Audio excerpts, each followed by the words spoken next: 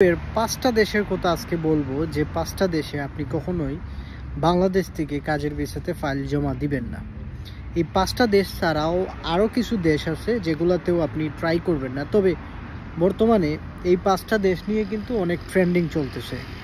Number 1 Sweden. আপনারা সুইডেনে কখনোই কাজের ভিসাতে জমা করবেন না, কিন্তু আমার পরিচিত কয়েকজন দেখলাম, আমার ইউটিউব সাবস্ক্রাইবার, তারা সুইডেনে ফাইল জমা করে ফেলছে। Number 2 Norway. নরওয়েতে কাজের ভিসার পর টাকা, এরকম অ্যাডভার্টাইজ কিন্তু আপনারা বিভিন্ন জায়গাতে দেখছেন।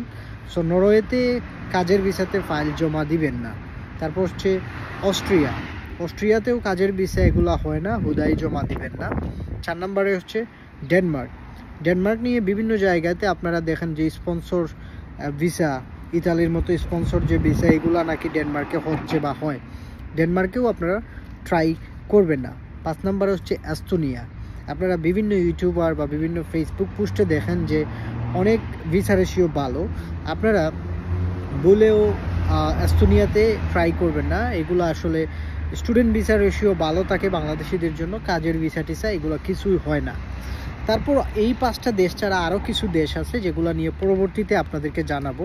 তবে বর্তমানে এই 5টা দেশের ট্রেন্ডিং চলতেছে। সো আপনারা এই 5টা দেশে কখনোই ফাইল জমা করবেন না।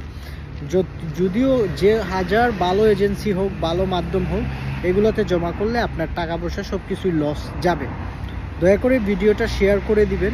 আপনি নিজে সচেতন হন, আপনার বন্ধু বান্ধব এবং আপনার আত্মীয় স্বজন যারা আছে তাদেরকেও সচেতন করেন।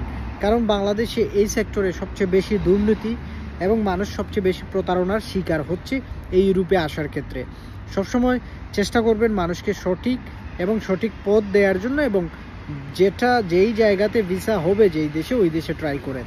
সবাই ভালো থাকবেন, সুস্থ থাকবেন। ভিডিওটা শেয়ার করতে ভুলবেন না। আল্লাহ হাফেজ।